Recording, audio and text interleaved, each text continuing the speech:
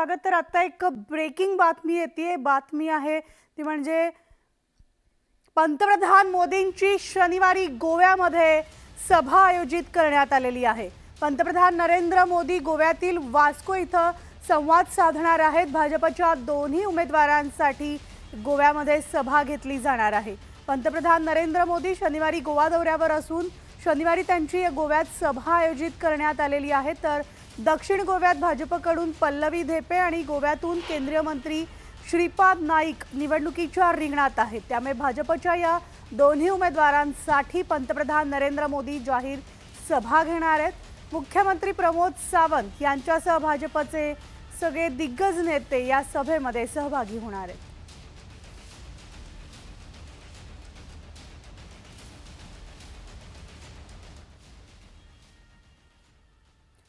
बातमी आहे गोंदियामधली। गोंदियामध्ये रेती व्यावसायिक गोलू तिवारीची गोळी घालून हत्या करण्यात आली।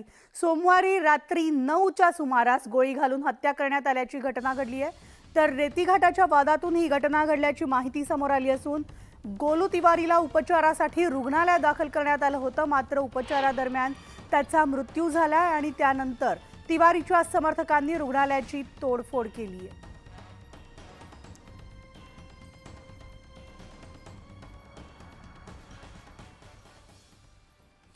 आणि आता बातमी आहे सलमान खान गोळीबार प्रकरणातली। सलमान खानच्या घराबाहेर जो गोळीबार झाला होता त्या प्रकरणी तपासाला वेग आलाय। मुंबई क्राईम ब्रांचचं पथक सुरतमध्ये दाखल झालेलं आहे। आरोपींनी गोळीबारानंतर रिव्हॉल्वर तापी नदीत फेकलेली होती, त्यामुळे ती रिव्हॉल्वर शोधण्यासाठी मुंबई पोलीस सुरतमध्ये पोहोचले। तापी नदीतून मुंबई क्राईम ब्रांचनं गोळीबारासाठी वापरली गेलेली बंदूक तसंच काही कारतूसं हस्तगत सुद्धा केलेली आहेत। रिव्हॉल्वरच्या शोधात पोलीस सुरतमध्ये दाखल झाले।